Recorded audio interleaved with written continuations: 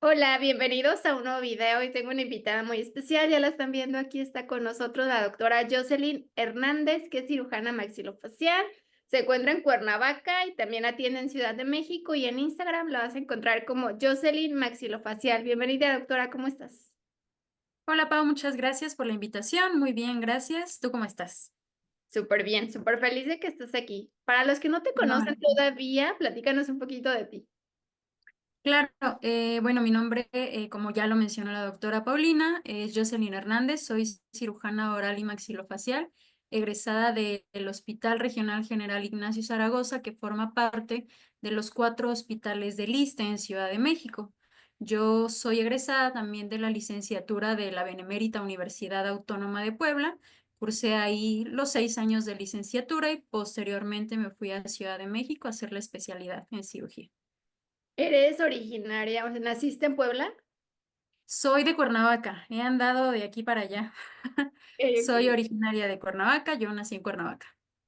Te fuiste a Así es. estudiar para allá y luego regresaste. Sí, Okey, ¿tu exacto. consultorio me decías que lo tienes en Cuernavaca? Sí, mi consultorio está en Cuernavaca. Estoy en la torre médica de consultorios del Hospital Center Vista Hermosa. Okey, y también atiendes en Ciudad de México. Exactamente, en Ciudad de México estoy muy cerca del Hospital 20 de Noviembre, también ciertos días, y pues ahí también me pueden encontrar. Superbién, doctora. Hoy nos traes un tema superinteresante. Sí, efectivamente, vamos a platicar acerca de tumores de tejidos blandos, principalmente para que podamos conocer algunas características importantes de estas lesiones que regularmente podemos encontrar en cavidad oral. Okey, está muy interesante. Pues empecemos. Bueno, vamos a iniciar con este tema que preparamos el día de hoy, titulado Tumores de tejidos blandos. Dentro del contenido quise abordar principalmente también y dar una introducción sobre qué es el cirujano oral y maxilofacial, los tratamientos que realizamos cuando tenemos que acudir con un cirujano. Es importante también la exploración de cavidad oral, ya que de ahí se determina un buen diagnóstico y un buen tratamiento para nuestra prioridad, que finalmente son los pacientes. Y finalmente, hablar sobre las características de los tumores que vamos a encontrar dentro de cavidad oral. Y bueno, el objetivo también es conocer y saber diferenciar entre una lesión y otra para poder remitir al especialista, que es el encargado precisamente de poder brindar el tratamiento al paciente. Y bueno, ¿qué es un cirujano oral y maxilofacial?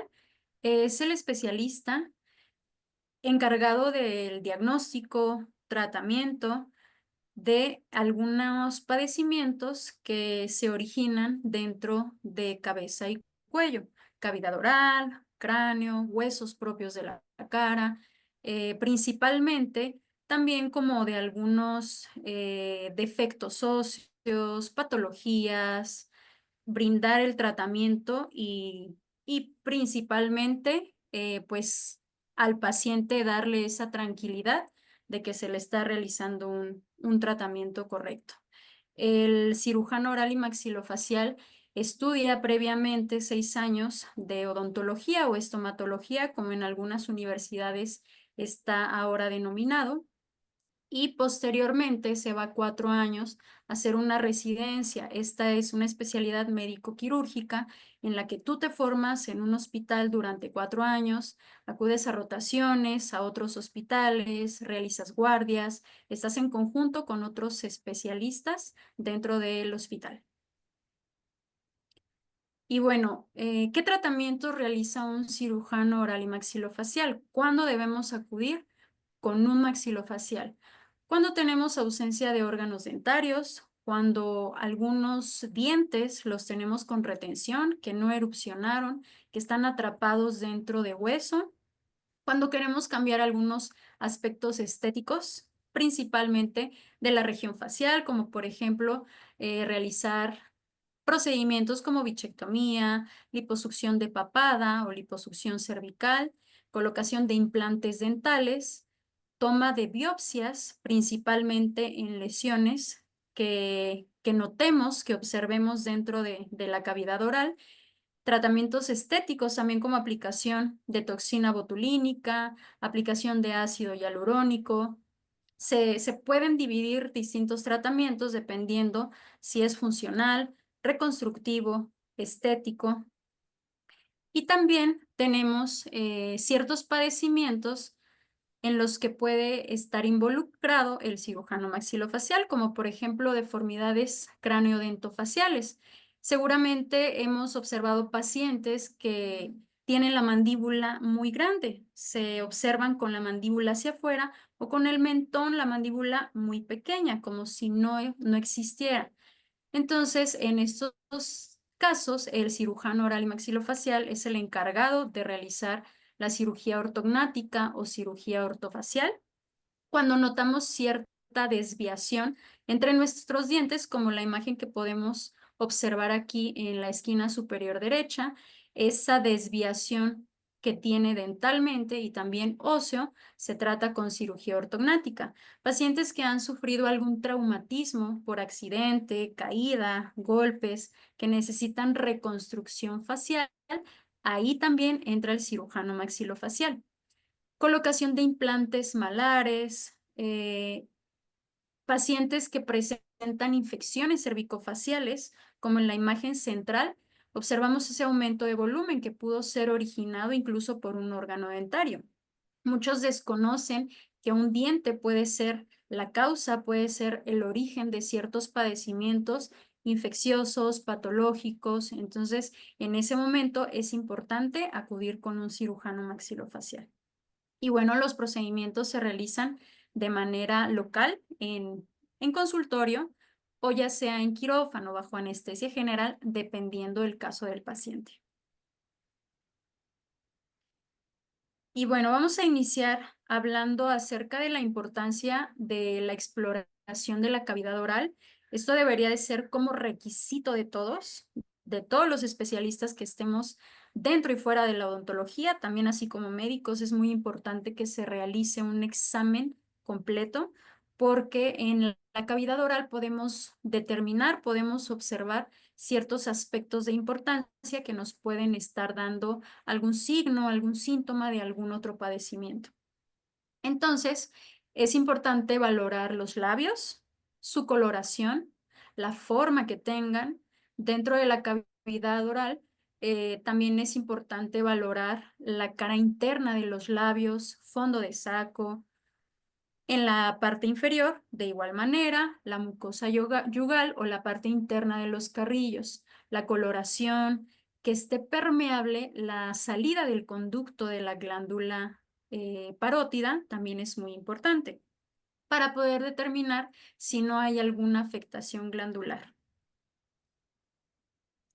Orofaringe, amígdalas, órganos dentarios, oclusión del paciente, que él esté mordiendo perfectamente y que finalmente su mordida sea simétrica. Lengua, el dorso de la lengua, piso de boca, bordes de la lengua de igual manera. Y lo más importante, hay que palpar, no solo es observar clínicamente, también hay que palpar todas las estructuras que estamos observando. Es muy importante para que podamos determinar consistencia de tejidos. Y bueno, en estas imágenes coloqué precisamente estas tres para hacer referencia a algunos padecimientos que podemos encontrar dentro de la cavidad oral. En la primera imagen podemos observar una lesión que está en paladar. También podemos observar que hay, bueno, algunas restauraciones, algunos focos sépticos dentro de los órganos dentarios. La encía en la segunda imagen inferior no tiene esa consistencia, esa textura, esa a lo mejor apariencia de una encía sana. Podemos observar que tiene ciertas y varias lesiones que están conformando arcada superior y arcada inferior, incluso la cara interna del labio inferior. Y en la tercera imagen podemos observar una lengua que tiene lesiones blanquecinas. Hay que valorar si esas lesiones se despegan, se quedan completamente adheridas, si duelen, si están ulceradas. Entonces, todo esto es importante tomar en cuenta todas las características que nos están dando finalmente, pues esas señales en la cavidad oral para poder llegar a nuestro diagnóstico. Y bueno, lesiones que son móviles, igual tenemos que valorar si no tienen dolor, si no hay ulceración, si no hay sangrado, tiempo de evolución del paciente. Hay que preguntar algunos hábitos también a los pacientes para poder determinar y para poder llegar a un punto en donde nosotros podamos definir, ok, esta lesión fue traumática, esta lesión se originó a causa de una mordedura, a causa de un golpe, distintas causas que nos van a llevar a determinar finalmente, pues, nuestro diagnóstico.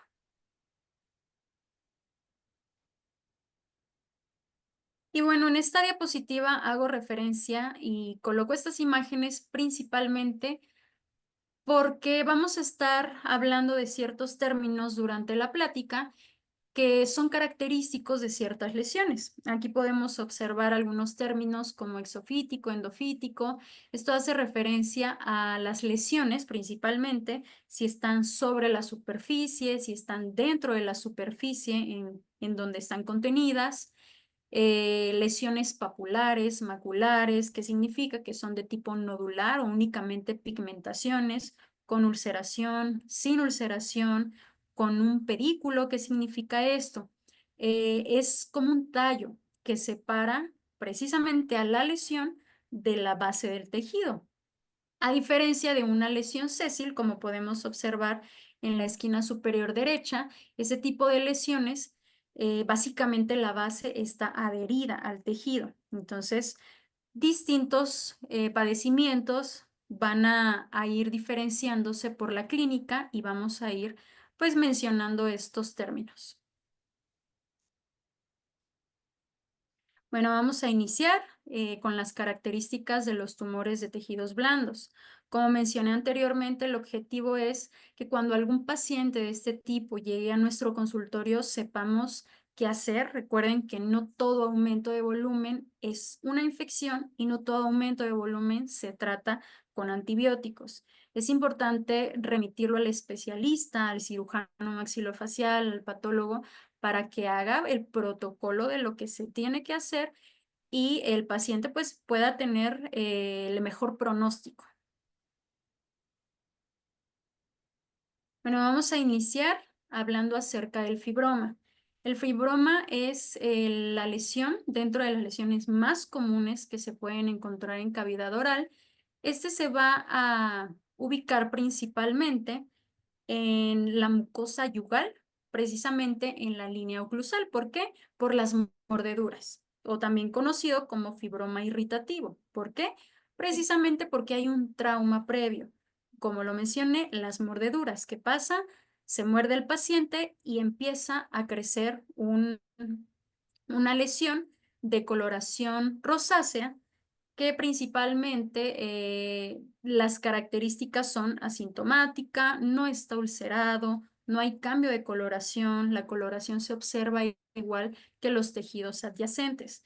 En pacientes de raza negra sí podemos observar ligeramente un tono blanquecido.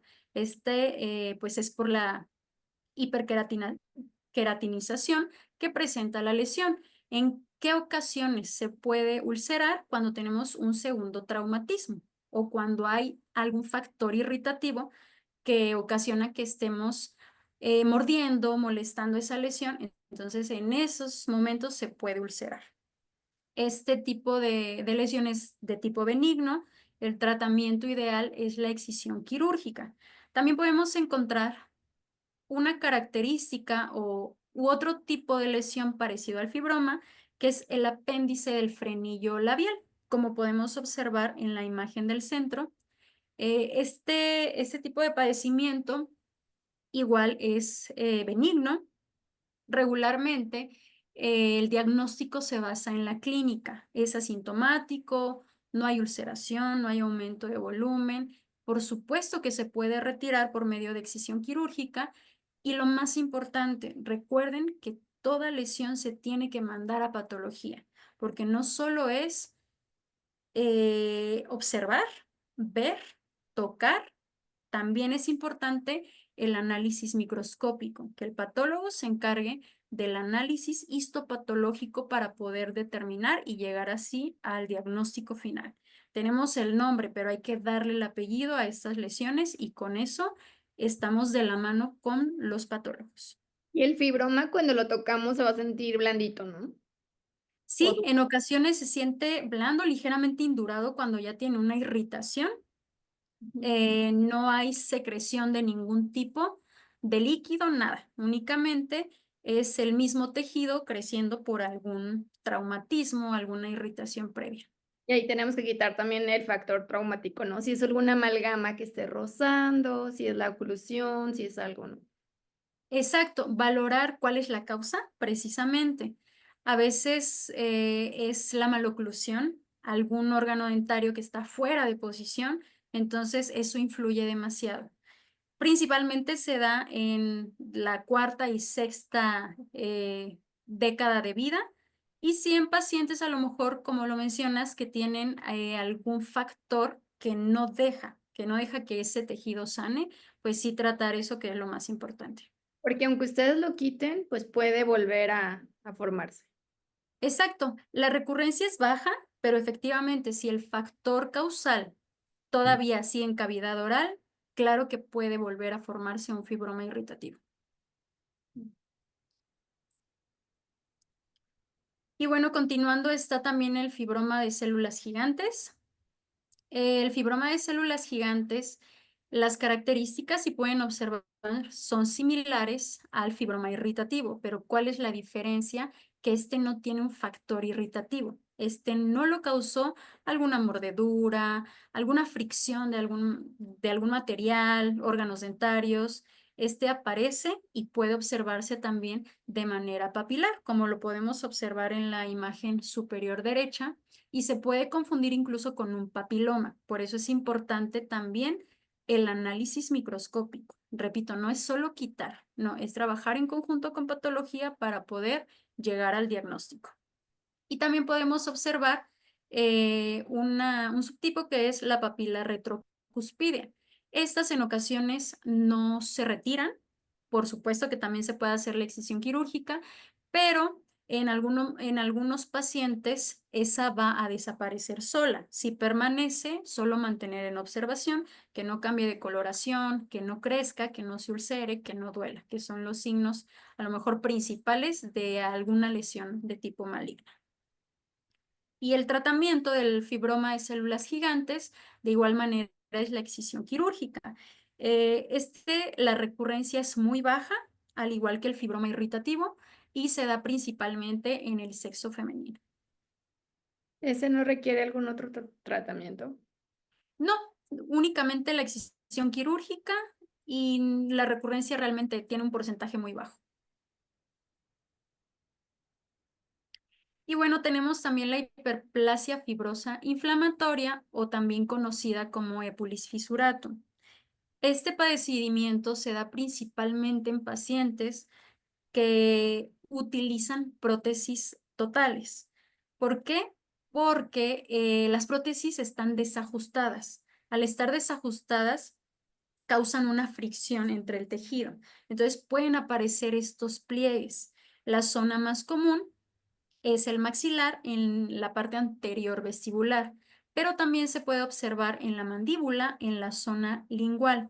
El tratamiento es excisión quirúrgica conservadora y mencionarle al paciente que en caso de que haya un desajuste de prótesis, sí hay que mandar a hacer una nueva o valorar realmente si le hacen algún cambio a esa prótesis, porque si no, este padecimiento sí puede estar siendo muy recurrente. Y como que esa prótesis al estar flojita y estarse moviendo dentro, es como que hace que se forme ese plieguecito.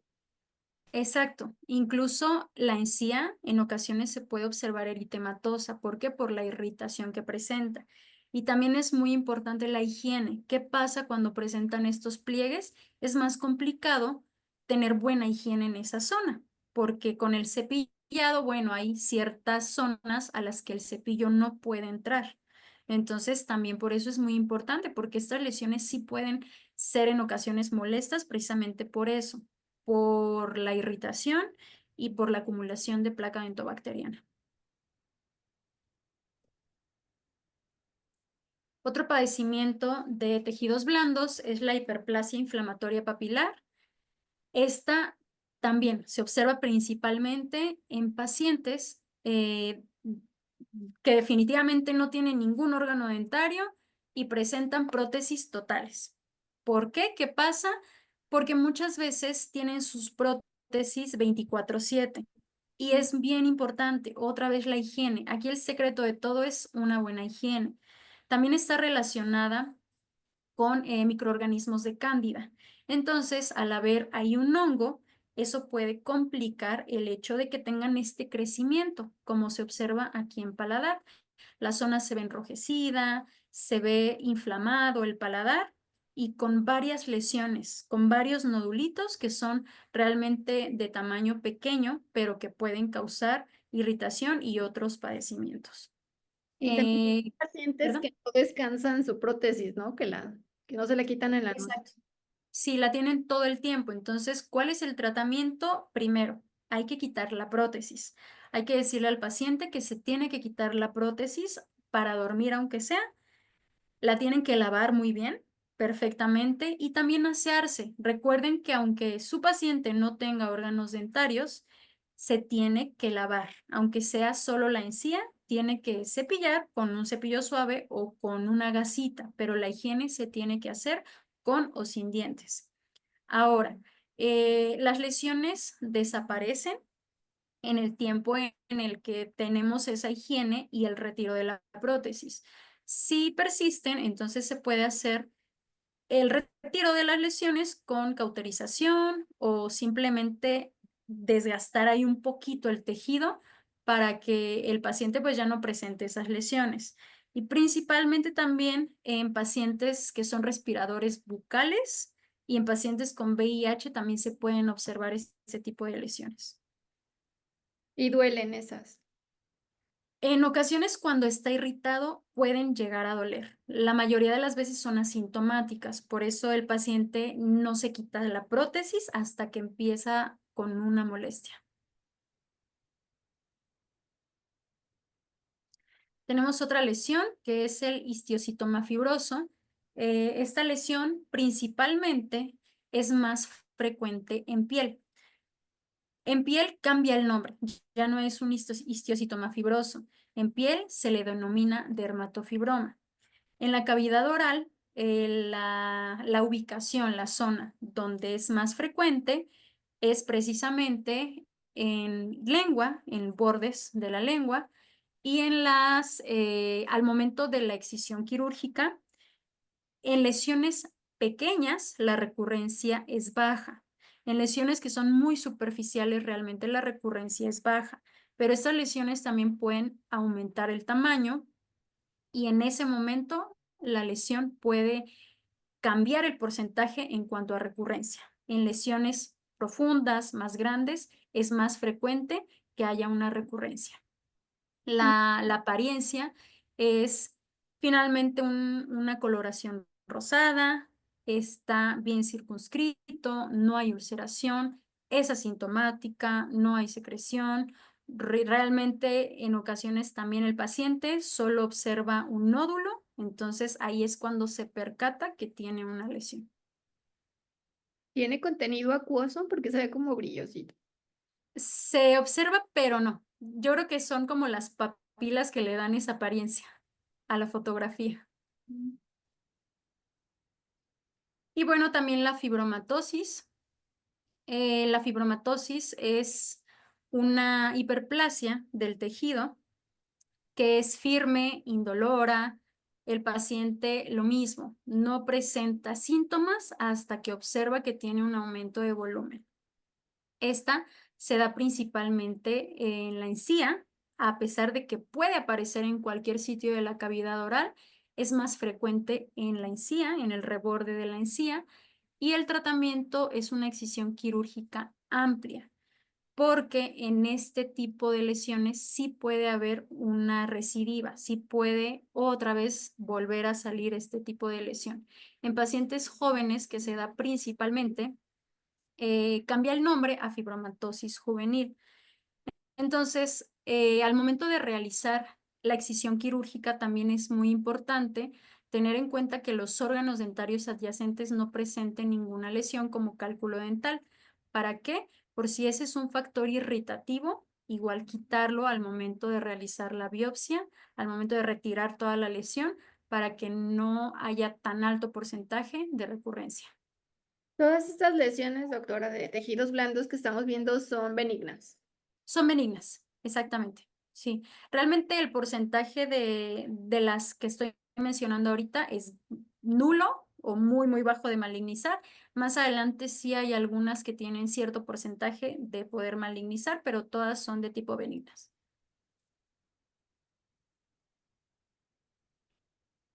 Continuando, también tenemos al granuloma piógeno.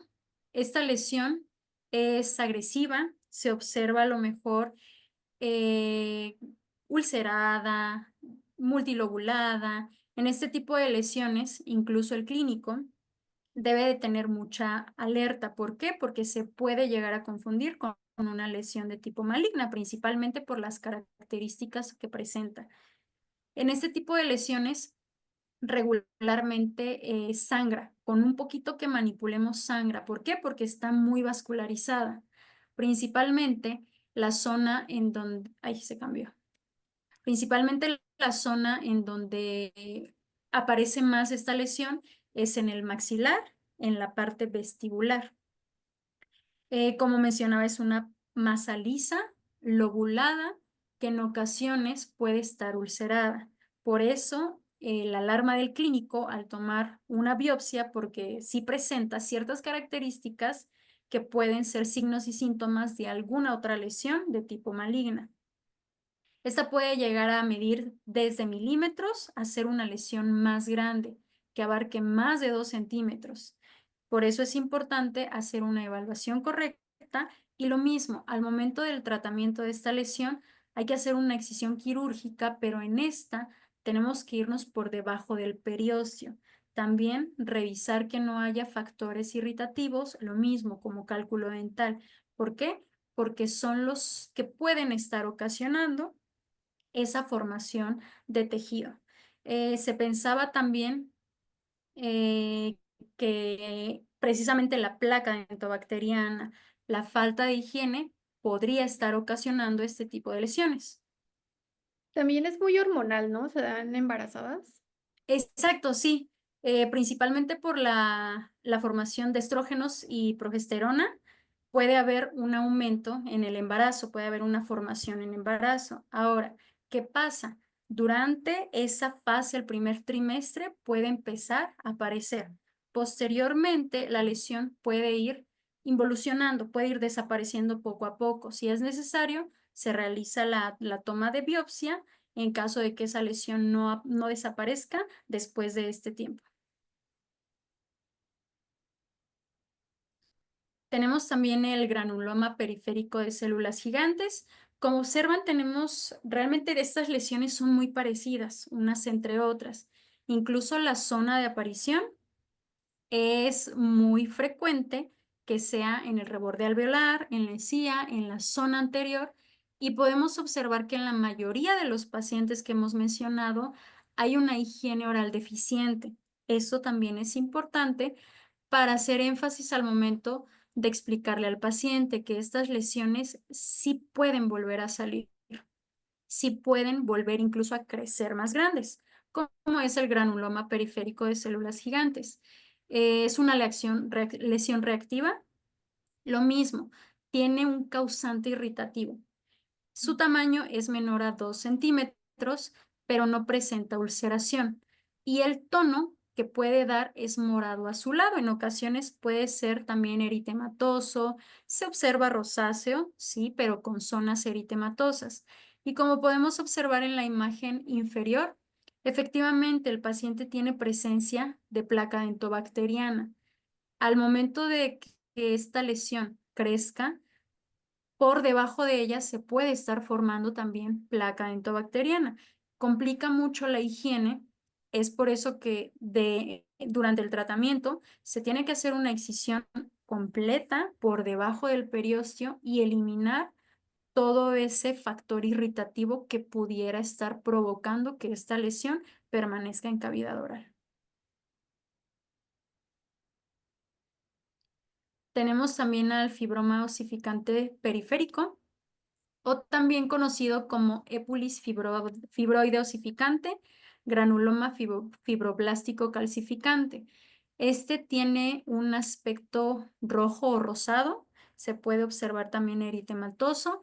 El área principal de, de su formación, la zona en donde mayormente se ubica, es en el maxilar, en la zona anterior. El del 8 al 16% tiene recurrencia. Hay que mencionar esto siempre al paciente. ¿Por qué? Porque retiramos la lesión y puede volver a crecer, puede volver a salir incluso más grande. Lo mismo, el tratamiento es excisión quirúrgica conservadora. En ocasiones no afecta a órganos dentarios, a menos que éste empiece a crecer. Ahí sí, como en la imagen inferior, hay órganos dentarios que están involucrados. Por lo tanto, al momento de la excisión quirúrgica, también tenemos que contemplar y retirar esos órganos dentarios. ¿Y la causa también es irritativo? Sí, también es irritativo.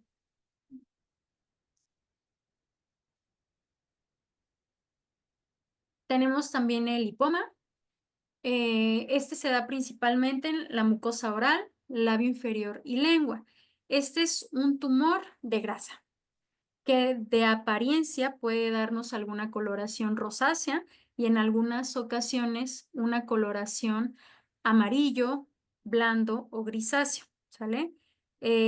Principalmente podemos observar que mide menos de 5 centímetros, pero también podemos encontrar lesiones pequeñas, como podemos observar en la cara inferior, en esta imagen de la cara interna del labio inferior. El aspecto es sésil, que significa que no tiene una base, está completamente fijo al tejido que lo está conteniendo. El lipoma es asintomático, no se ulcera, no tiene ningún tipo de secreción, se palpa blando y en la imagen izquierda, en la parte inferior, podemos observar una coloración que nos menciona, que es amarillo, principalmente, ¿por qué? Por el tejido que lo compone. Al Parece, momento ran- perdón. parece ránula. Sí, exactamente, se puede llegar a confundir con una ránula, efectivamente, ya dependiendo de la exploración física, exploración clínica, los antecedentes que menciona el paciente, ya poco a poco vamos llevando pues de la mano todo lo que nos menciona y finalmente pues llegamos a nuestro tratamiento, a nuestro diagnóstico. Y el tratamiento es excisión quirúrgica nuevamente. Tenemos también el neuroma traumático. Este principalmente es una tumoración del nervio como tal. ¿Por qué? Porque hay una resección, hubo una lesión, incluso menciona la literatura que al momento de realizar una extracción, alguna cirugía, claro que está involucrando el nervio, se puede ocasionar una tumoración. Principalmente es más frecuente en la zona mentoniana. En el foramen mentoniano, ahí es donde se puede observar un aumento de volumen. Como en la imagen superior, podemos observar una lesión sésil de coloración similar a tejidos adyacentes, bien circunscrito y que no presenta ni zonas eritematosas, no tiene irritación y este sí puede ser asintomático. ¿Por qué? Porque finalmente es una lesión nerviosa. Entonces el paciente puede presentar en ocasiones disestesia, malestar como tal nerviosa, precisamente porque hay una formación de tejido que al intentar unirse ese nervio, empieza la formación anormal de tejido y ahí es en donde ocasiona esta tumoración. Y se retira esa zona. Sí, igual el tratamiento es la excisión quirúrgica, pero el paciente puede quedar con cierta molestia, porque finalmente las fibras proximales del nervio intentan otra vez unirse y entonces ahí empieza nuevamente con la formación anormal, puede ser recurrente y con el tipo de algún malestar de tipo nervioso. Ese solo se retira si tiene molestia el paciente. Sí, pero en ocasiones, ay, ya le cambié. Si no se retira, también puede presentar molestias, perdón. Si no Ok. se retira, ¿por qué? Por la formación anormal que está invadiendo directamente el nervio.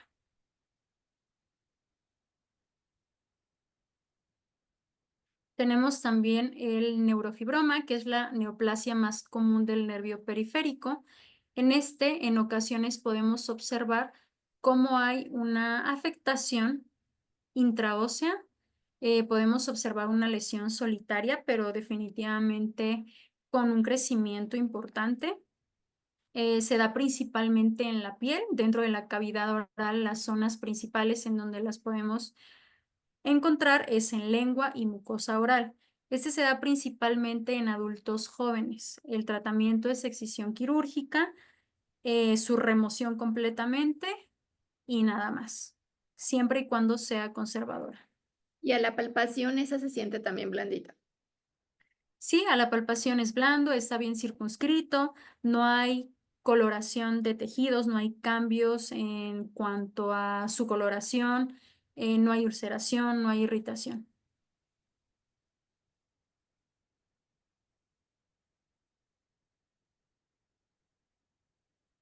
Y el neurofibroma también lo podemos encontrar, es importante mencionar que hay un padecimiento, precisamente del que vamos a hablar ahorita, que es enfermedad de von Recklinghausen, en donde el paciente presenta múltiples neurofibromas, como mencionamos en la diapositiva anterior con esas características. Pero también es importante, estos pacientes van a presentarlos principalmente en la piel, con ciertas características, ciertas variaciones de tamaño que incluso pueden tener el aspecto y la apariencia que podemos observar en la imagen izquierda, pueden crecer, tener un crecimiento exagerado o pueden ser nódulos, únicamente nódulos de menos de 1 centímetro.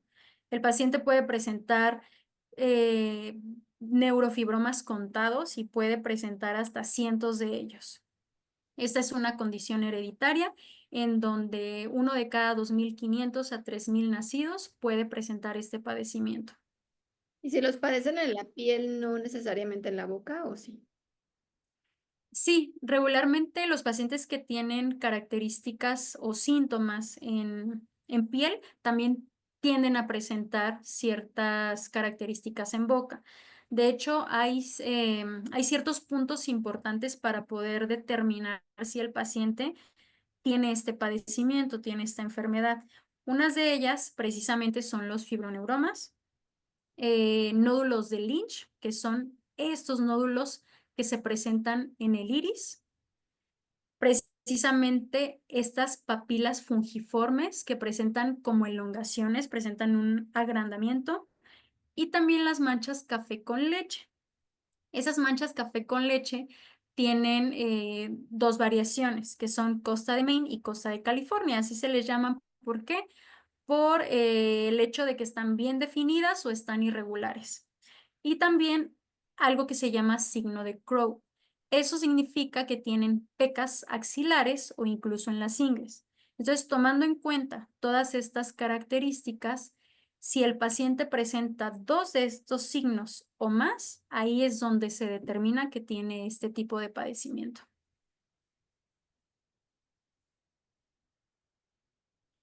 Hay 8 tipos distintos y el más frecuente es el tipo 1, que presenta precisamente todas estas características.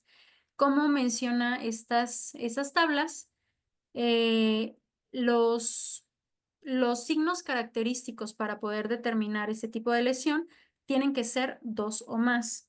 También hay glioma óptico, en algunos pacientes puede haber lesión ósea y algún familiar tiene que haber tenido este padecimiento.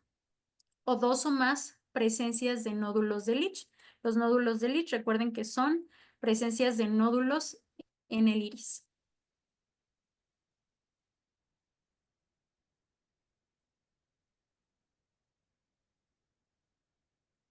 El tratamiento. ¿Cuál es el tratamiento para este padecimiento? Regularmente se puede tratar de forma estética. Los pacientes a lo mejor con la presencia de esos nódulos se pueden realizar excisiones quirúrgicas, pero principalmente pues es estético. En pacientes con lesiones más grandes también se tiene que hacer la remoción quirúrgica de esa lesión, pues para brindar una apariencia más estética.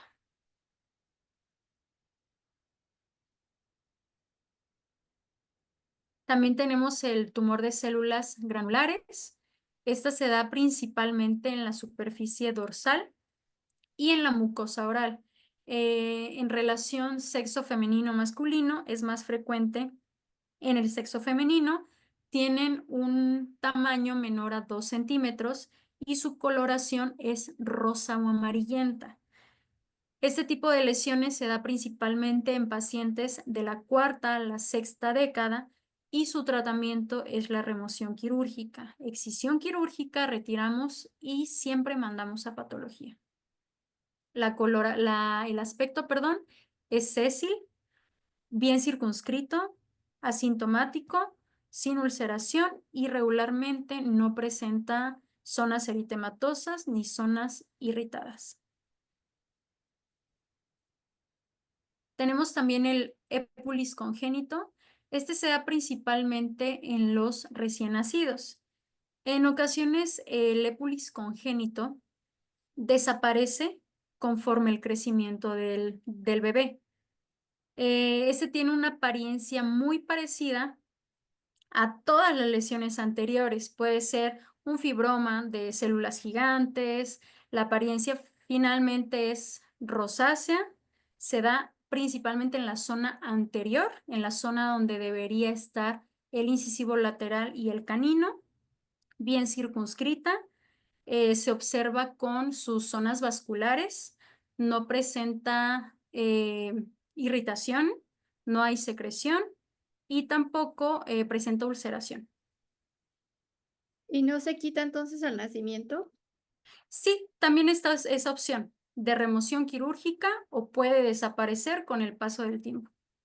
Sí, yo digo para que puedan amamantar y sea más fácil, ¿no? Sí, para que sea más cómodo. Ujú. Y dentro de los tumores de tejidos blandos también vamos a encontrar algunas anomalías vasculares. Dentro de las anomalías vasculares vamos a mencionar al hemangioma y malformaciones vasculares como tal. Ahora, cada uno de ellos presenta ciertas características importantes que son durante el inicio, durante el nacimiento, el crecimiento.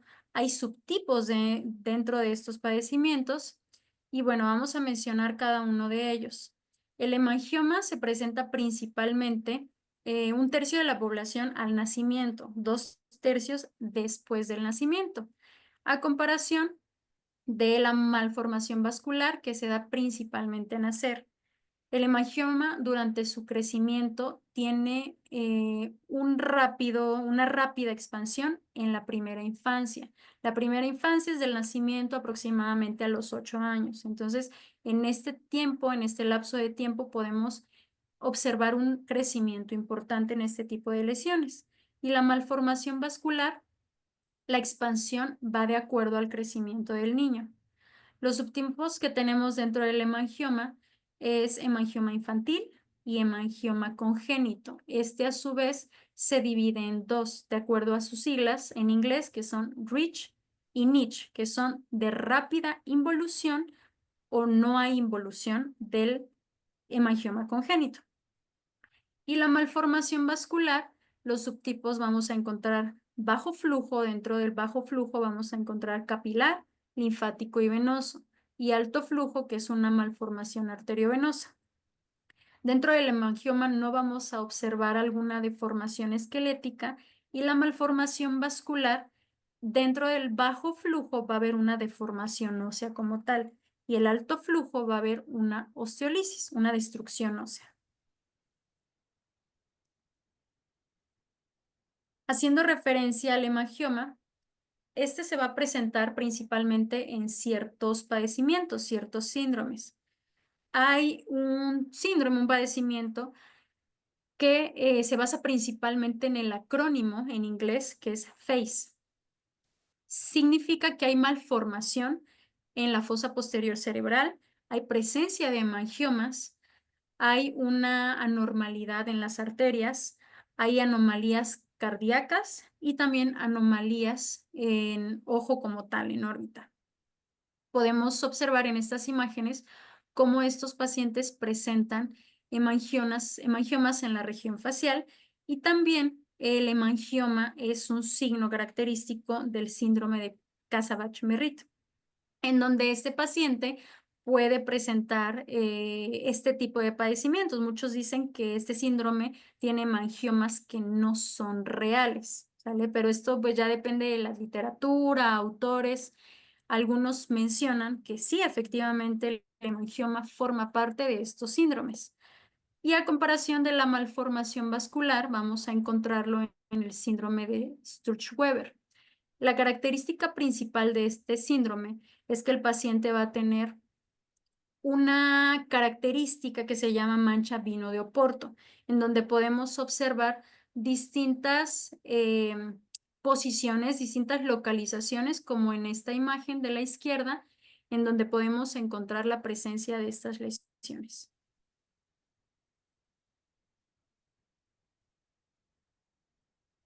Y bueno, para finalizar, realmente es un tema muy, muy extenso. Son como las características principales que podemos observar en cavidad oral, porque también podemos encontrar tumores de tejidos blandos en cabeza, en cuello, como lo menciona la OMS. Esa es una clasificación que hace la Organización Mundial de la Salud, es del año 2022, en donde las clasifica a, eh, de acuerdo al tejido que está ocasionando esas lesiones.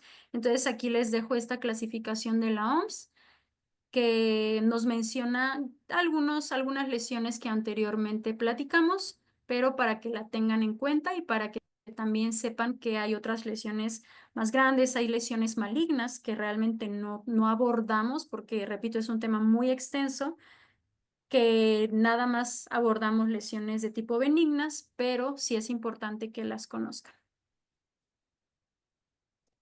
Y bueno, eso es todo. Gracias, doctora. Que te encuentran en Instagram, ¿verdad? Facebook Sí, también. exactamente. Ahí están mis redes de Facebook y también de Instagram. Y espero pues que esta plática les haya dado las bases principalmente para poder diferenciar entre una lesión u otra, conocer las características de una cavidad oral sana y una cavidad oral que presenta lesiones que sí es importante analizarlas. Sí, muchas gracias. Y creo que como odontólogos muchas las ubicábamos y muchas las desconocíamos. Creo que al traernos muchas lesiones de tejidos blandos, aprendimos, aunque sea una nueva. Claro, y muchas son muy parecidas, efectivamente. Muchas tienen aspectos clínicos muy parecidos, pero por eso es importante el interrogatorio. A lo mejor un paciente presenta algún fibroma irritativo, el otro fibroma, pero no lo causó ningún síntoma irritativo, alguna mordedura, algún traumatismo. Entonces, por eso es importante diferenciar características entre uno y otro. Como dices, hacer un buen interrogatorio, una buena historia clínica, revisar bien la boca y pues Exacto, de cuentas tratarlos, ayudarlos y pues mandar todo a histopato para confirmar diagnóstico. claro, exactamente. Y si muchos odontólogos nos están viendo, ven alguna lesión, no sabemos qué sea, pues siempre están los especialistas, está el patólogo bucal, está el cirujano maxilofacial que nos pueden ayudar en esos casos que son mejor derivarlos. Claro, siempre hay que saber nuestros límites. Es muy importante conocer hasta dónde sí podemos y dónde tenemos que remitir. Entonces, como mencionaba al inicio, no todo aumento de volumen es una infección, no es un absceso, no todo requiere antibiótico. es importante darle el manejo adecuado. Repito, la prioridad siempre son nuestros pacientes, entonces brindarles el mejor tratamiento y pues que finalmente su procedimiento y su recuperación pues sea la mejor posible. Totalmente, doctora. Pues muchas gracias por venir a Odontoblog a traernos este tema tan interesante. Síganla en las redes sociales a la doctora Jocelyn. Ahí síganla, sube casos interesantes. También si le quieren derivar algún caso que están en Cuernavaca, también la pueden contactar. Y pues mil gracias. También que dejen sus dudas aquí en el Claro. video. Las vamos a tratar de contestar o contactar directamente a la doctora. Te agradezco mucho tu tiempo y todo el conocimiento que nos trajiste hoy. No, al contrario, muchas gracias a la doctora Paulina por su invitación y pues estamos a la orden. Muchas gracias. Gracias, doctora. Eres bienvenida siempre con el tema que quieras. Y aquí Odontoblog, por favor, sigan a la doctora, sigan a Odontoblog. Te agradezco muchísimo. Te mando un abrazo hasta Cuernavaca, Morelos. Muchas gracias. Un abrazo de regreso también, Pau. Gracias. Cuídate mucho. Que estés muy bien. Gracias a todos los que nos vieron. Dejen su like, compartan el video, sigan a la doctora, sigan a Odontoblog en redes sociales. Gracias a todos y nos vemos en un próximo video. Gracias. Bye.